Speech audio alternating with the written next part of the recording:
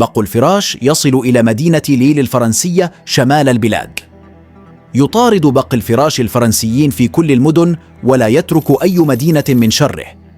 أحد الفرنسيين نشر فيديو على منصات التواصل الاجتماعي تظهر الحشرة في المترو وفي صالات السينما.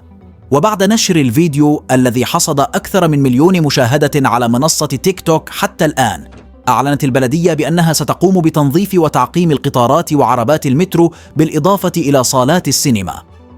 وتسابق الحكومة الفرنسية مع البلديات الزمن من أجل التخلص من بق الفراش قبل أشهر من بدء أولمبياد باريس صيف العام المقبل.